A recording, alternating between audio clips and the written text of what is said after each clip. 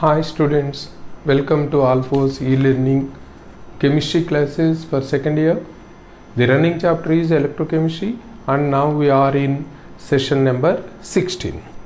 In previous session we discussed about the Faraday's laws, first law, and few numericals also discussed, and I provided some numerical to solve. I hope you solved it, and now you verify whether you are solving it in a perfect manner or not. Here are the hints. It is given, find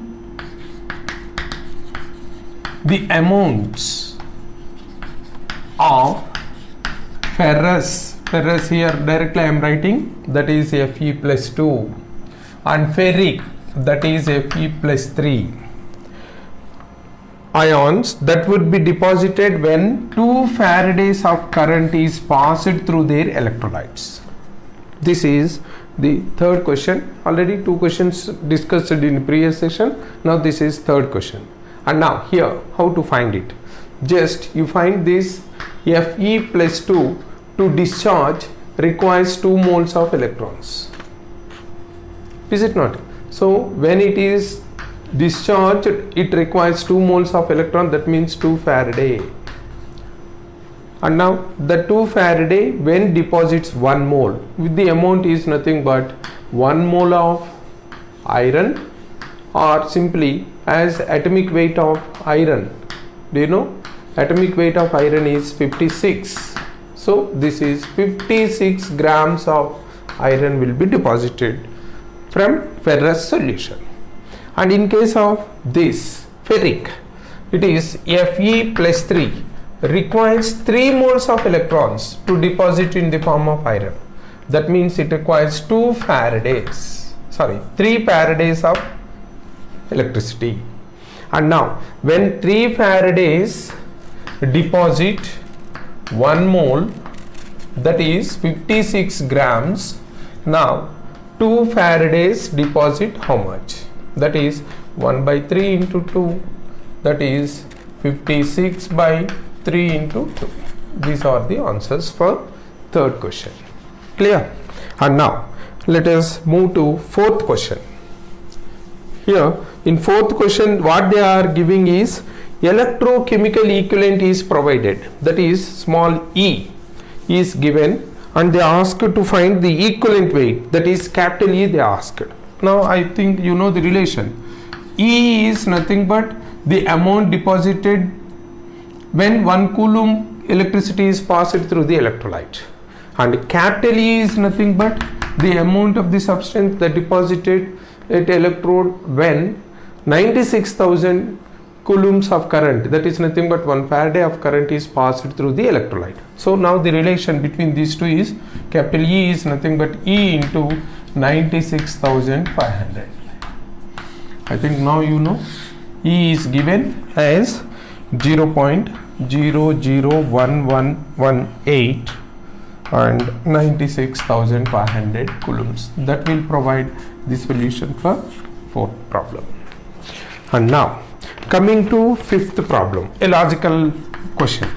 Fifth problem. Here what they are asking is the charge required to reduce 1 mole of Cr2O7 minus 2 to Cr plus 3 ions in coulombs. We have to write the equation first. Cr2O7 minus 2, this is reduced to Cr plus 3. It requires somewhat balancing equation from stoichiometry in junior inter. Clear? And now for balancing we require only how much change in charge or oxidation state of the atom. If we know, then automatically you can calculate the number of moles of electrons for discharge or for this chemical reaction. And here 2 chromium atoms present, here only 1, that's why we are making it into 2. And now coming to change in oxidation state, chromium is here in plus 6 oxidation state, and when it is plus 6 that type of atoms 2 are present, totally it is plus 12, but here it is plus 3 into 2, that is 6. So plus 12 to plus 6, that means there is a change of 6 units in the oxidation state. So in this chemical reaction, in this chemical process or in this reduction reaction, 1 mole of Cr2O7 minus 2 requires 6 moles of electron. 6 moles of electron. That means 1 mole Cr2O7 minus 2 require 6 Faradays.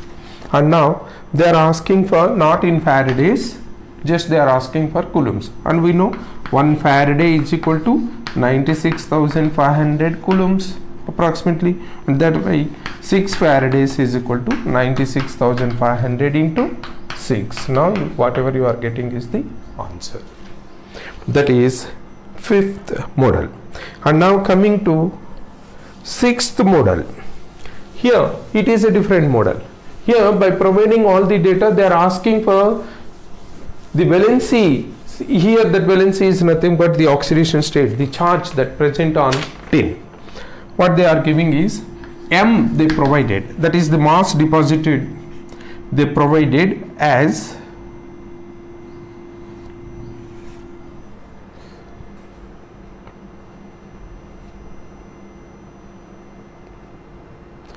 3.86. No, they are providing the mass that is undergoing a reduction. 3 grams of Mg plus 2 is reduced into Mg. They are giving that. Now they are asking for the number of electrons required for this reduction. You may think that just in general condition Mg plus 2 getting 0 means plus 2 getting 0, 2 electrons. The first option will be like that, but actually 2 electrons is not like that. Here 1 mole of Mg plus 2 requires 2 moles of electrons. That is, on that criteria they are asking, not for 1 atom. Here it is 3 grams, you remember. Clear? And now let us write Mg plus 2 plus 2 electrons giving Mg. 1 mole means it is 1 atomic weight, because of electron loss it is not having any change in its mass. So 24 grams of magnesium requires 2 electrons, that is 2 moles of electrons. And now when 24 grams require 2 moles of electron, 3 grams require how many moles of electron? It is nothing but simply 2 by 24 into 3. That is nothing but 6 by 24. 1 by 4 moles. But they are asking the number of electron. And now I think you can conclude that answer, because 1 mole is equal to 6.02 into 10 to the power of 23. Then 1 by 4 moles is equal to how much? That is 6.02 into 10 to the power of 23 by 4. That will be the answer for this question. Clear? And now one more question what I gave to you is a current of 2 amperes is passed for 5 hours to deposit 22.2 grams of tin. Current is given, I is 2 amperes and time t is given 5 hours, and you remember you have to convert it into seconds. So it is 5 into 60 into 60 seconds. And now what they are asking is the oxidation state of tin plus X. This X they are asking, and for that purpose we know M is equal to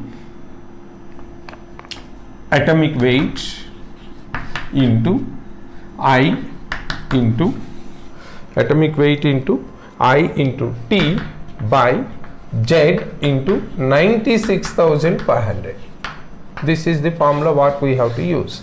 Here atomic weight, I think atomic weight is given. Atomic weight is given as 119, and I already we know it is 2 amperes, and T it is 5 into 60 into 60 by Z they are asking this 96,500, and mass the deposited is given as 22.2 grams. So Z is equal to 119 into 2 into 5 into 60 into 60 by 22.2 into 96,500. This will provide the Z, that is nothing but the X value, because Z is nothing but the valency, Z factor is nothing but valency in case of atoms, but in case of ions it is nothing but the charge. So once you find that Z, that is nothing but the charge. Clear? That is about the questions that I provided to you in the previous session. And now coming to the topic of this session, it is Faraday's second law, and already we discussed that Faraday's first law is related to the absolute amount, that is irrespective of comparison we are considering the amount of gas or the amount of substance that can be deposited at electrode depending on the amount of current passed through the electrolyte. It is absolute amount. And now relative amount. Relative means comparison. Here as per Faraday's second law, Faraday's second law, as per this law, when the same current is passed for the same time through different electrolytes, and this can be achieved when the electrolytic cells are connected in series. So when they are connected in series, automatically all the electrolyte will be of having the same current like this. If it is, for example, if here we are considering MgSO4 fused or MgCl2 fused, and then here we are considering copper sulfate solution, and then here it is silver nitrate solution, like that different. You can take any of these electrolytes. When different electrolytes are having the same current for the same time passed, then as per Faraday's law, the amounts, for your convenience sake, here let me consider this amount is with the same metal I am representing mmg, and this amount mcu, and this amount mag will always be in the ratio of their equivalent weights. They are, that is, when the same current is passed through different electrolytes for the same time, the amounts deposited at respective electrodes will always find the same ratio as that of their equivalent weights. Here it may be in equivalent weight of magnesium, if we considered EMG, and equivalent weight of copper ECU, and equivalent weight of silver EAG, like that. These ratio will be equal to this ratio. That means as per Faraday's second law, M1 by E1 is equal to M2 by E2, that is equal to M2 by E3, and so on. Or simply we can say M1 by M2 is equal to E1 by E2. This is the formula for Faraday's second law. And now coming to, in case if masses are given, you can compare like this, but if unexpectedly if they are considering one electrode gas and the other electrode as metal that can be deposited, that is, one is given in mass and the other one is in volume, then what to do? What will be the change in Faraday's second law formula? Just simply, when mass is given, you take that mass and equivalent weight also in weights, and whereas it is compared to the gas volume, then you consider the volume of gas that can be released and the equivalent, instead of equivalent weight, if weight is given, equivalent weight. If volume is given, you have to consider equivalent volume. That means here we can consider volume by mass is equal to equivalent volume by equivalent weight. Like that you can, when for which they are asking the volume, such gas equivalent weight instead of equivalent weight, you have to consider equivalent volume. Clear? For example, in case if it is of considered that at one electrode, say for example, let me give with the best example of aluminum chloride. And you remember, this second law is not only for the different electrolytic cells connected with the same current for the same time. It may be within the same. Already we discussed I think in the inception of the chapter, where we discussed about the products of during the electrolysis of water. At anode, oxygen released; at cathode, hydrogen released. How much proportion, weight proportion, volume proportion, we discussed it. That means within the same electrolyte, within the same electrolytic cell, say for example, here we are considering aluminum chloride fused, AlCl3 fused, and when it is electrolyzed, aluminum will be deposited at cathode. At cathode, aluminum will be deposited by taking electron, that is reduction will takes place, Al. It is metal, so weight. And then at anode, chlorine will be released in the form of Cl2 gas. So here they may be of asking for the weight ratios. In case if weight ratios are asked, simply from second law of Faraday,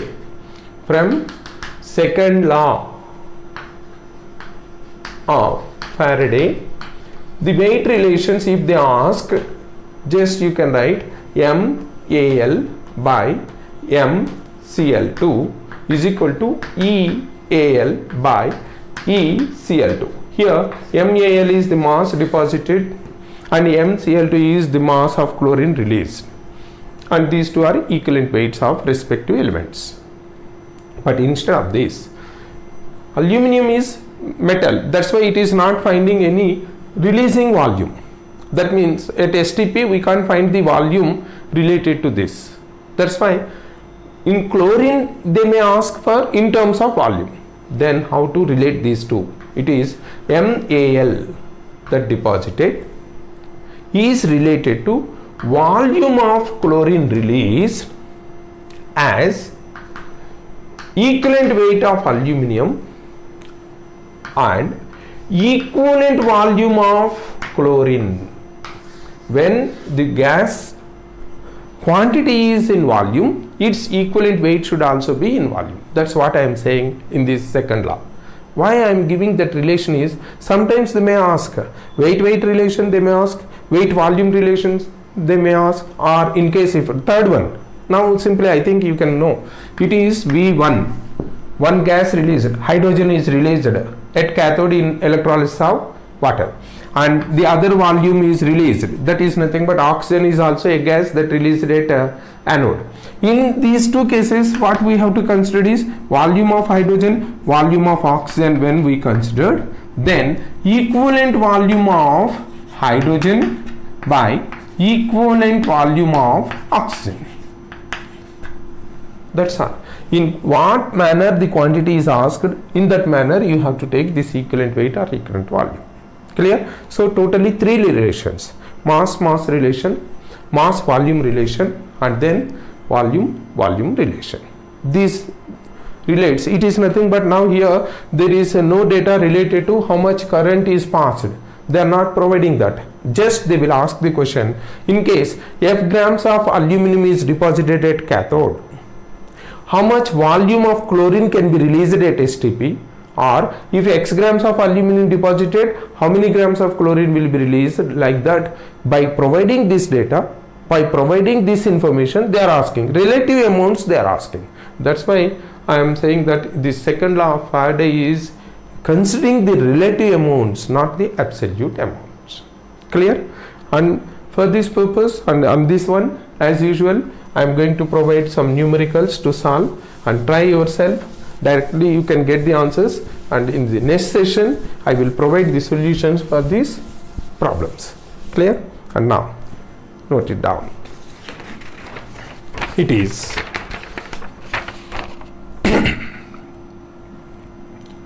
on passing a current through a molten AlCl3 for some time, just what we discussed, that is given in this question. You observe, for some time, produces 11.2 liters of chlorine at STP.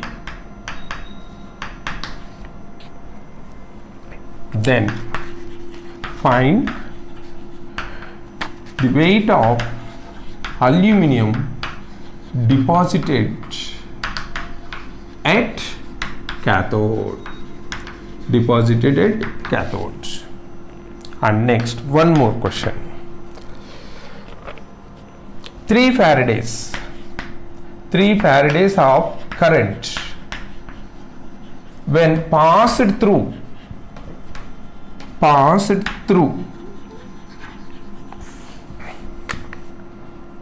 molten Al2O3, aqueous CuSO4 and molten NaCl, then find 3 Faradays, then find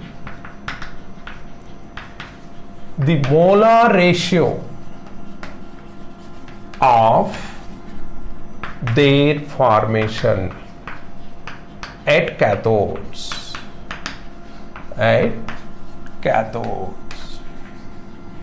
This is one more question. Clear? Try on your own, and in the next session we will discuss about the solutions. Clear?